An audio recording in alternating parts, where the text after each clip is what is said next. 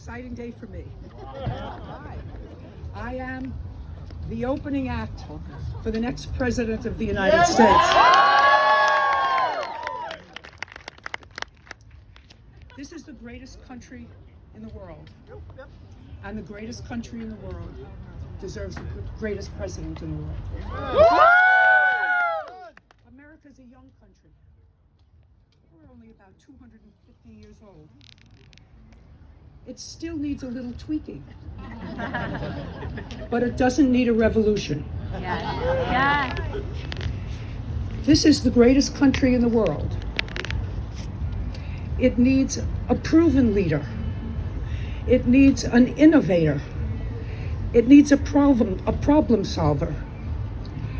It doesn't need, as my friends from Australia say, all talk, no trousers. All hat, no tattle.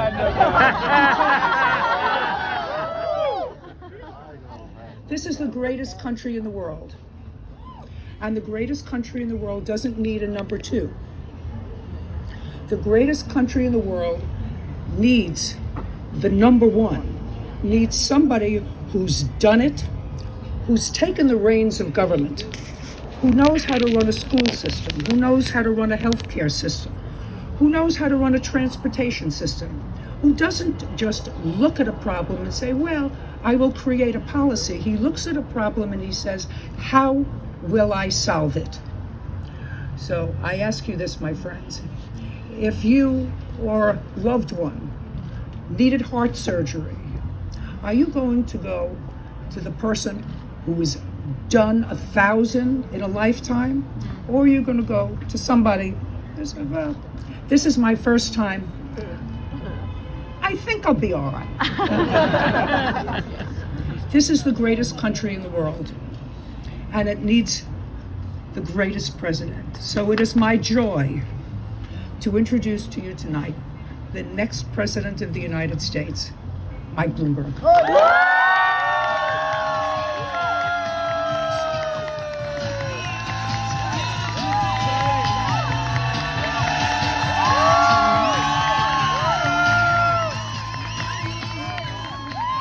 Thank you. Well, good evening, Tracy and Judge Judy. Thank you. Texas loves you. It's an incredible day, and I want to thank our incredible team, including the judge and a few friends who started with us this morning in San Antonio. Then we took the Get It Done Express through San Marco, then to Austin, then to Waco, and here we are. I think we picked up barbecue at every single stop, so I'm going to get some before I leave. And it's great to be here in Dallas, campaigning for the second hardest job in the country. That's behind head coach of the Cowboys, of course. Yeah, well, you try being a Jets and a Giants fan. They say everything is bigger in Texas, and we came to Texas to launch a really big day. We call it Day One because this is the campaign's very first nationwide day of action. And we're bringing it together with thousands of hardworking people and supporters and volunteers all across the country. Today, you should know, in 27 different states, this campaign is hosting over 150 events because we think the road to victory, the road to November, starts right here today. Now, I know Texas Democrats have a rallying cry. Texas is the biggest battleground state. Well, I agree, and I'm going to fight for every single one of your 38 electoral votes. Beto showed that a Democrat can win Texas. He showed that you do it, however, only by investing time and resources in each and every day in each and every one of your 254 counties. And that's what we're going to do. We're going to do that, and we're going to turn Texas blue. We've opened up state headquarters in Houston, and we're opening up a dozen more offices throughout the state. Last month I came to Dallas, and then I went to Sugar Land to knock on doors. I'd never been in a city called Sugar Land before. Let me get serious for a moment, because there is something about Texas that I really wanted to say. I really believe this. Just yesterday, before I came, Governor Abbott made an announcement that I'd like to say a word about. His decision to refuse all refugees makes Texas the first state that has taken President Trump up on his heartless and un-American policy. The America that I know and the America that I love doesn't close its doors to refugees who have applied for and been accepted and given permission to come here. They make our communities stronger, refugees and immigrants do. And so this is a loss for the people of Texas, and it's a loss for the people of the whole country. And I just can tell you that as president, first thing I will do will be immediately to rescind President Trump's policies. And I will end his disgraceful attempts to demonize and scapegoat refugees and immigrants. Let me get back to today's festivities. We're calling it day one of our national campaign because it's our first chance to show just how strong the campaign is growing all across this country. I have the opportunity to be this party's nominee, I think. I'll lead a statewide campaign. I will support Democrats everywhere. We're going to send more Democrats to state capitals. We'll send more Democrats to Congress. And we'll do the same in states all across this country. Now, it isn't easy. Things go in strange ways. People ask me all the time, why are you not in the debates? It's simple. The party requirements are that you have 225,000 people that give you some money. But in 3 elections in New York City, and this one, I've never accepted a dime from anyone else. Who's not been independent of any special interest he's ever seen. You say $1 doesn't matter, why don't you take $1 from each person? I don't even want the appearance of impropriety. And I hope the party leaders change the rules. I'd love to debate, but if they don't, so what? I'm going to keep traveling this country, and I'm going to take my message directly to the voters. And it's great to be here in Dallas and have the opportunity to do that. Let me take a few seconds to talk to you about what I think is really at stake in 2020. We're all here because we have to win this election. And I am here because we have to defeat Donald Trump. If you go back to 2016 at the DNC convention in Philadelphia, I gave a speech and I said he was not the right guy for the job. That's right. Actually, I didn't phrase it quite that way, but that's okay. What I do know is that we cannot survive another 4 years with Donald Trump at 1600 Pennsylvania Avenue. Yeah! I'm also running for another reason. We've got to unite this country and get things done. Now, I know how to fix things. I'm a problem solver. That's what I did in City Hall. That's what I've done in my company. We need less talk. We need less partisanship. We need less tweeting. I made a commitment this morning at each stop. I'll make it here again. When I'm president, no tweeting from the White House. I have always pointed out part of that is because I can't spell, but that's a whole other issue.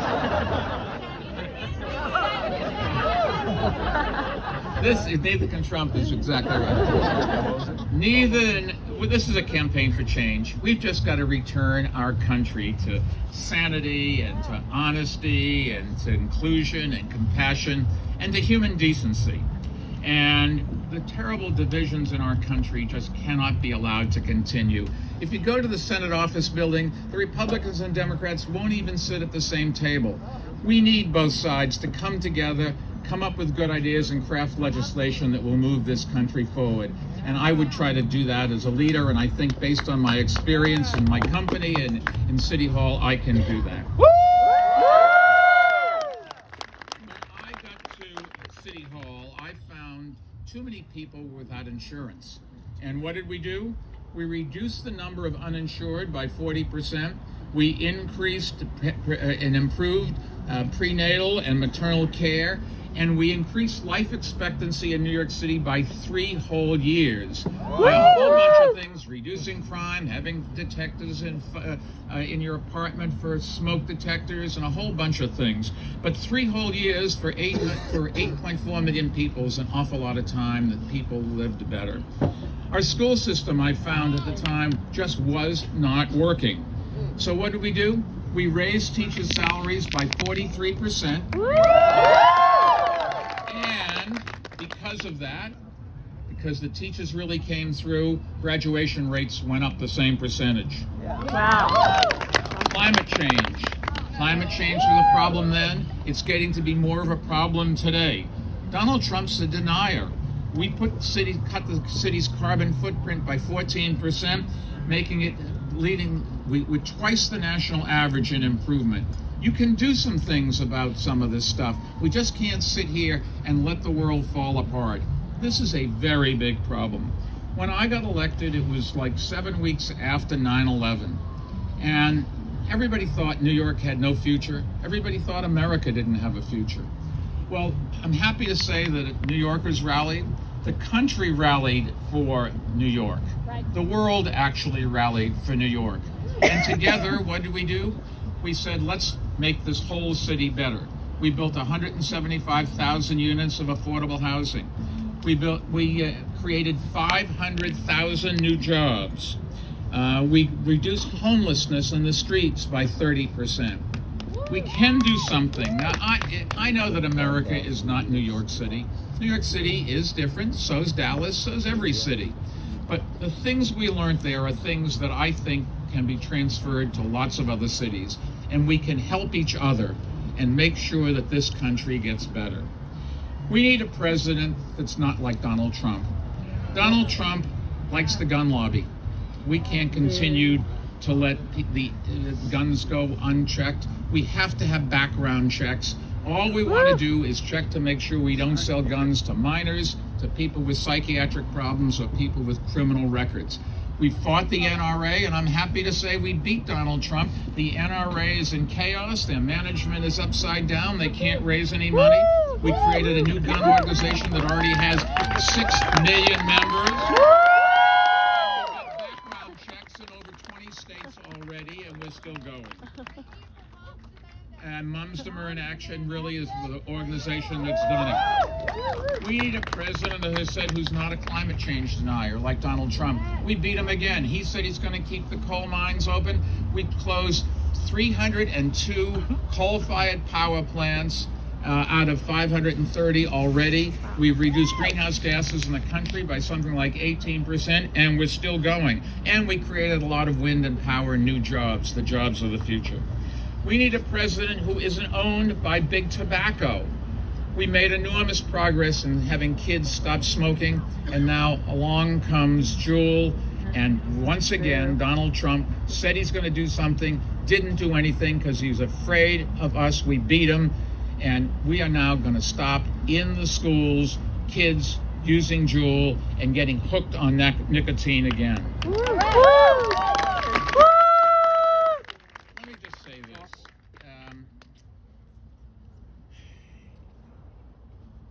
If you want health insurance for everyone, if you want to combat inequality in this country and have fairer taxes and better jobs, if you want to share my belief of opportunity for all and not just for a handful of people here, if you support my commitment to quality education, if you want to clean out the Oval Office, welcome to Bloomberg 2020. Thank